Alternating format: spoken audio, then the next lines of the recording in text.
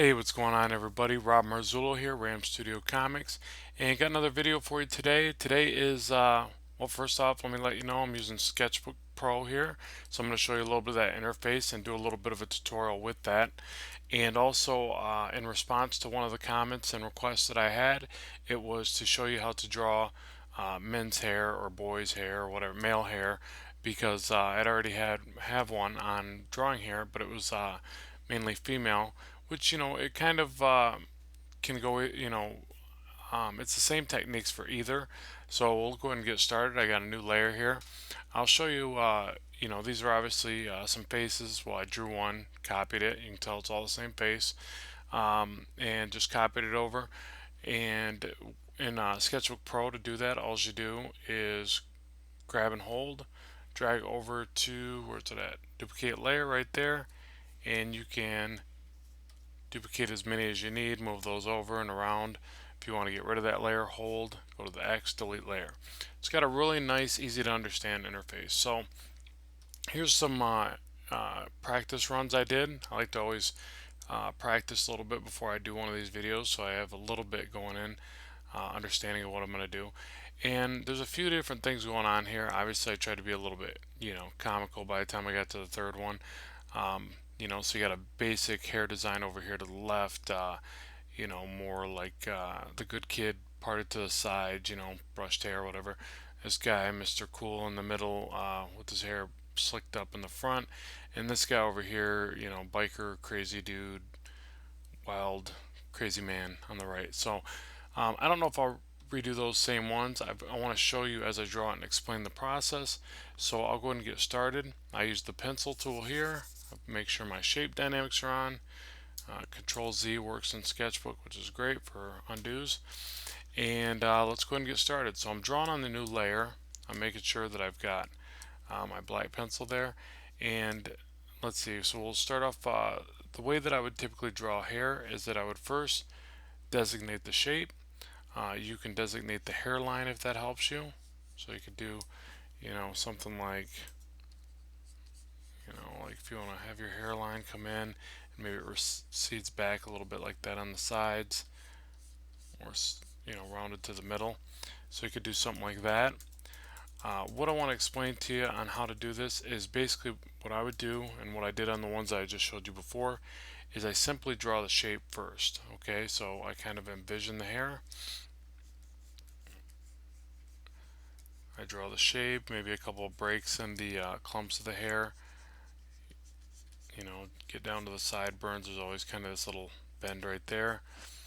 I draw the outer shape of the hair as a perimeter like this. A couple little breaks again, which is more of kind of a cartoony kind of way to do hair. Obviously not, as much of a realism style.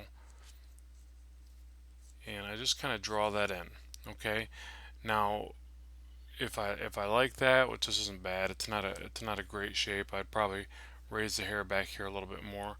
But for the sake of this tutorial and moving right through, I'm going to go ahead and work with this. So now I'm going to grab white, which I could go to the layer and erase, but it's just as quick, to me to grab the white and draw it in. So, because what I'm doing is drawing this layer over top of the initial layer. It's kind of a non-destructive way to do things, and a quick way to just keep editing or whatever. It's a little bit why I wanted to show the interface too, so that you understood that by doing this, it's a non-destructive process. It's kind of a neat way to get in the habit of drawing certain things. Hair, is a really good example. So okay, so I'll add a little bit more detail to this. I felt like there was a little bit too much of a gap right there, back and forth from the black to the white. And I'm going to go through and do all the shapes first of the hair that I'm going to choose to do, and then I'll go back and add the shading. So the next one, I'll go ahead and give them that pointy hair again, because these are popular. Now, another good thing to notice about doing hairstyles is just basically picking up current fashion magazines, stuff like that, knowing what the styles are. So if you're drawing 50 settings, then you want to know the hairstyles that were popular from the 50s and 70s, 60s, current, whatever. So you just want to basically have some kind of reference to that, people will pick up on that really well. Oh, grab the gray there, make sure it's white. People will pick up on that almost subconsciously. So you have to really know those styles. And, same goes with the clothing that you draw for your characters, obviously backgrounds, cars, all that good stuff. So I think this one is more of a bit of, current hairstyle that seems to be popular with the young kids or whatever. God, I just sounded really old when I said that. Okay, now for the third uh, dudester right there. Let's make him a little bit more hip or something. And let's go with, let's see, different hair shape. With the last guy, I gave him a mohawk. Maybe the flat top. Let's try that one. Real quick and easy to draw, especially in a cartoon style. You can almost just kind of box it in, then draw the rest, the other portion with the shape of the hairline, and that's it. I mean, just real quick. And I guess to style this up a bit, since it's that's a pretty basic, uh, kind of silly hairstyle there, but we'll just go ahead and throw a little bit of a goatee on him too.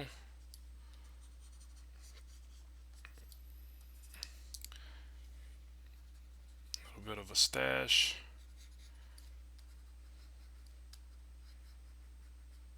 And again, all I'm doing is just drawing the shape around it, and it helps me to know that I can really easily erase it and change it and all that good stuff. So that gives you a little bit of freedom when you're drawing this stuff to think, you know what, you're not worried about messing up because you're on another layer. You can think with it as much as you need to. And that little bit of freedom sometimes helps you come up with things. At least me, anyways. It really helps me come up with things and be inventive when I'm not so worried about messing up my precious drawing. Which you shouldn't. You got to get past that anyways, because that kind of holds you back. You really just want to enjoy the process of creating. I'm going to kind of change that back line. So again, instead of going to the other layer, I'm just going back and forth from white to black, like so. Okay, now for the next fun part in this, and that's adding some shadow. I'll start with the one on the left, and I'm even going to show you a couple different ways to shade the hair, and I'll try to move through this quickly so this isn't a very huge time consuming video. What I would do is I would first kind of sketch direction of the hair, like so. Real kind of loose and fluid there. Just a few scribbly lines.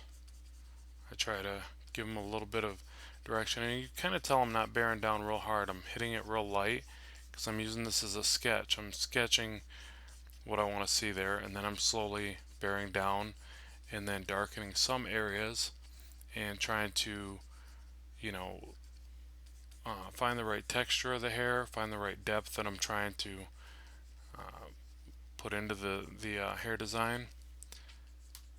So I'm starting to add a little bit more pressure and finding some highs and lows basically. Hair is very much just like texturing. It's just you know nothing's worse than if you try to draw a bunch of straight lines all with the same intensity, and you call that hair. That's going to look very boring and unrealistic. So all you do is you try to vary the density of the line, the density of the shadow, the direction of the lines. We'll say that the light is from the top right of our subject matter here. So what I'll start to do is bear down a little bit more and give a little bit more shadowing to this side to intensify the direction of the light source, like so.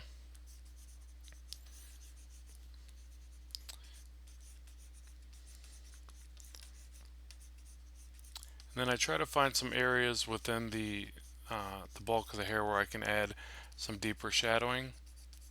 And to me, what that does is it just makes the hair not look so flat and even.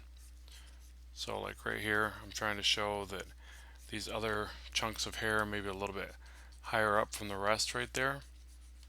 and that's why I'm adding that shadow like that randomly, throughout. So if that makes any sense, hopefully it does.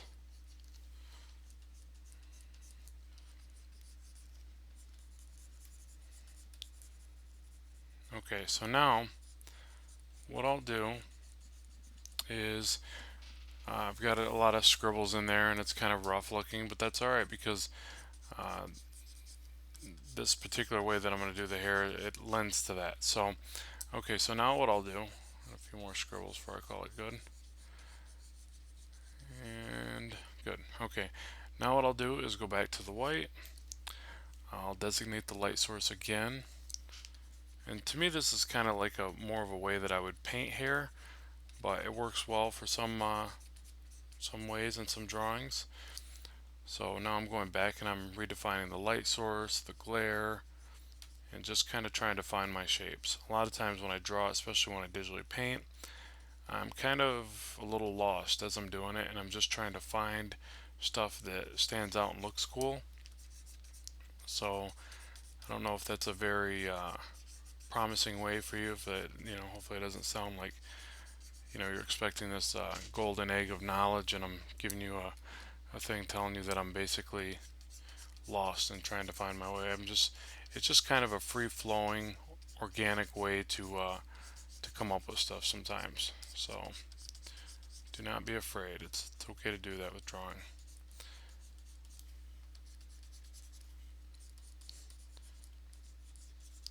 Another good thing is when you're doing stuff like this, once you do, get a certain style and technique down like this, just save it.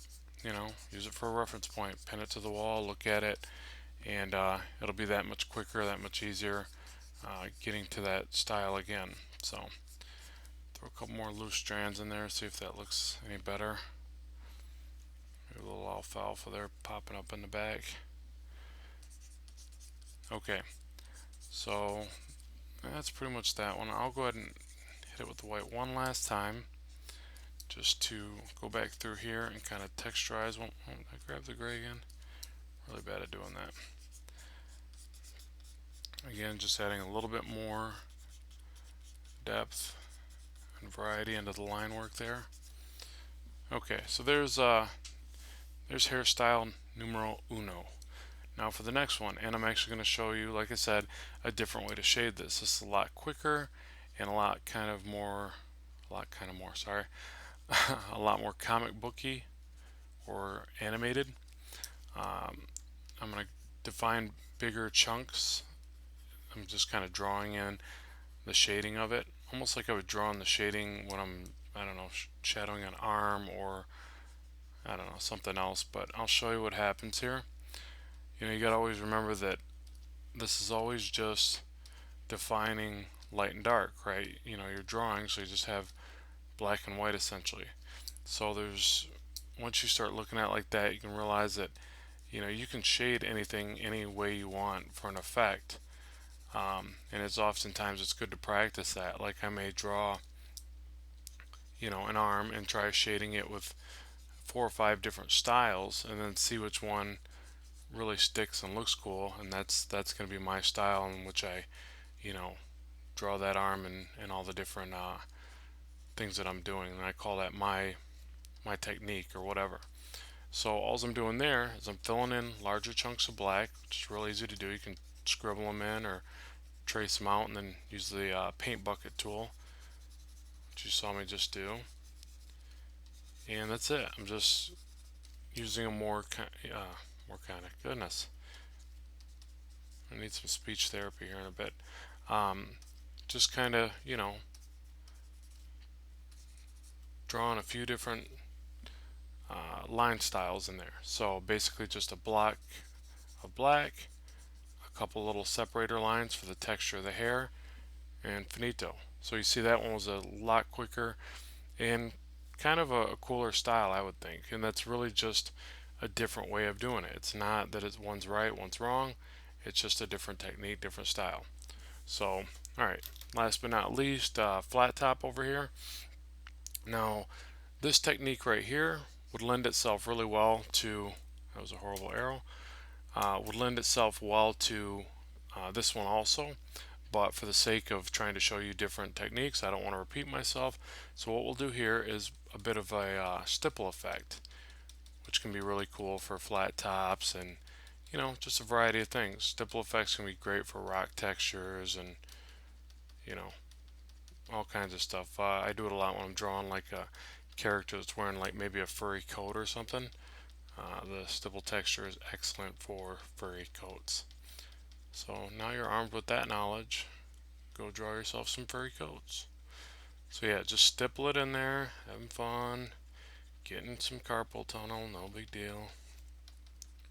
Actually, that is a big deal, but I'm probably gonna have it because my drawing hand has been used quite a bit, and I've stippled a lot.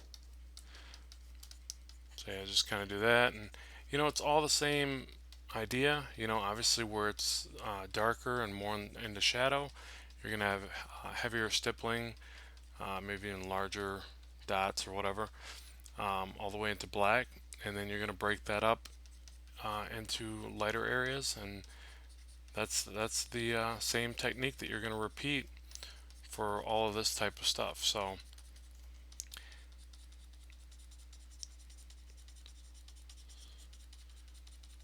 like that, and then on the top I normally do this kind of deal like that. I think I'm pretty sure I picked that up from comics. Just kind of step on the top across there. Again, break it up as it gets to the light source. Maybe a few little random ones just to show texture. And this top line can be broke up because the hairs are obviously not going to be perfectly like you see I left a straight line there.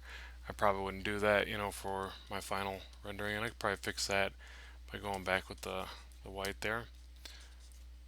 Same thing with the beard, I can use the same technique.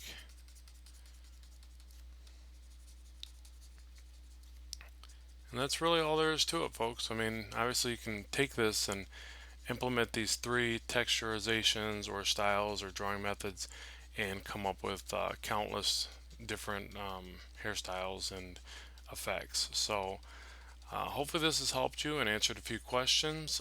Sketchbook is a really great way to draw. It's a easy application to get the hang of, and it has a very natural feel. That's why I wanted to show the interface while I do this, because it's been a really helpful software for me to draw this stuff. And I've had a few comments on people. I use this Mango Studio Photoshop, and a lot of people sound like some of them are a little too expensive. This one's pretty low in price, and it really is a cool little application. So if you're going to go digital, try that one out, see what you like. If you can afford, try them all. But I know a lot of people are on budgets, things like that. So I don't want to make it sound like you got to, have the very best. I keep grabbing the gray. You don't have to have the very best. Any of these tools you can bend to your will and get better with them and make them work. So I thought this one was probably one of the easiest to understand and learn, because it's just very intuitive. Everything's right there in front of you. You got your rulers, you got your French curve, you got your interactive zooms, stuff like that. And you see how easy I was able to draw this stuff. It's pretty easy to understand. So make sure that you like and subscribe and share and all that jazz. And let me know what you'd like to see in the future, because I really do listen. That's where this video came from. It was just from one of the comments I got. So if you leave a comment, I'll be sure to respond. Be sure to check out the Blackstone Eternal comic if you can. Always love the support. You can find that on Indie Planet. And yeah, thanks for watching. More videos on the way each week, so check on back. Take care, keep drawing, keep having fun. Bye.